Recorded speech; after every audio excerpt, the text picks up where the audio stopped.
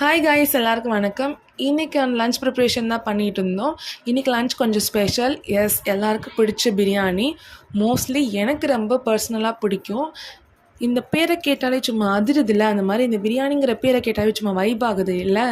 சண்டேனாவே பிரியாணி இல்லைனா எப்படிங்க சாட்டிஸ்ஃபை ஆகும்? அதான் சண்டே ஸ்பெஷல் பிரியாணி பண்ண ஸ்டார்ட் பண்ணியிருந்தோம்.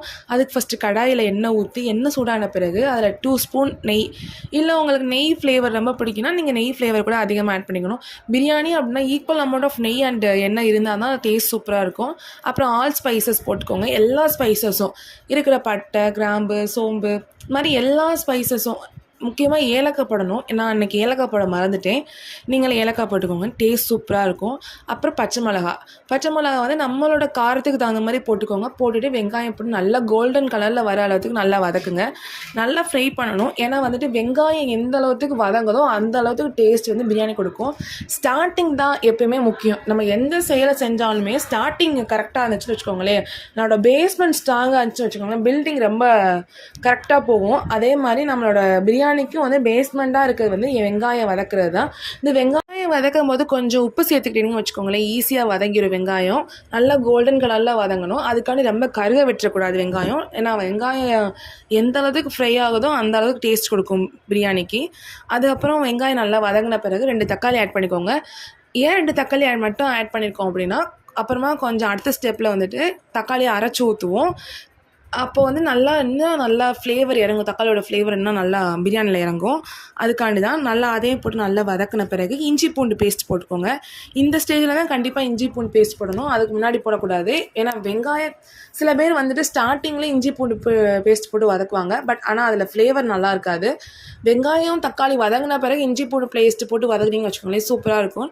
அது வதங்கின பிறகு நான் இப்போ அரைக்கணும்னு சொல்லியிருந்தேன். தக்காளியை ஒரு 3 தக்காளி எடுத்துக்கோங்க. 3 தக்காளி எடுத்த பிறகு அதை நல்லா அரைச்சி ஊற்றிக்கோங்க. ஊற்றிட்டு நல்லா அந்த எண்ணெயெல்லாம் பிரிஞ்சு வர வளத்துக்கு அது வதங்கணும். வதங்கின பிறகு ஒரு நல்ல ஒரு கிரேவி கன்சிஸ்டன்சி அது வந்திருக்கும். இப்போ கொத்தமல்லி புதினா ஆட் பண்ணிக்கோங்க. கொத்தமல்லியோட புதினா அதிகமாக ஆட் பண்ணிங்கன்னு வச்சுக்கோங்களேன், சூப்பராக இருக்கும் பிரியாணிக்கு. இப்போ சிக்கன் ஆட் பண்ணிவிட்டு சிக்கன் கொஞ்சம் குக்கான பிறகு மசாலாஸ் போட்டுக்கோங்க. நான் எப்போவுமே வந்துட்டு மிளகாத்தூள், மல்லித்தூள் மட்டும் தான் சேர்த்துக்குருவோம். சில பேருக்கு வந்து பிரியாணி மசாலா பிடிக்கும், பிரியாணி மசாலா கூட போட்டுக்கலாம். பட் எனக்கு வந்து 2 ஸ்பூன் மிளகாத்தூள், 1 ஸ்பூன் மல்லித்தூள் போட்டிருக்கேன். சில பேர் வந்து ஃப்ரெஷ்ஷாக பிரியாணி மசாலா அரைச்சி செய்வாங்க. அது கூட டேஸ்ட் சூப்பராக தான் இருக்கும். நம்மளோட சாய்ஸ் தான், நம்ம எது வேணால் போட்டுக்கலாம். போட்ட பிறகு தயிர் ஊற்றுக்கோங்க. தயிர் கொஞ்சம் புளிக்காத தயிராக பார்த்துக்கோங்க, அப்போ தான் டேஸ்ட் சூப்பராக இருக்கும். தயிர் ஊற்றின பிறகு அதை நல்லா மிக்ஸ் பண்ண பிறகு இப்போ பாஸ்மதி அரிசி போட்டுக்கோங்க. நான் எனக்கு வந்து பாஸ்மதி அரிசி தான் எடுத்திருக்கேன்.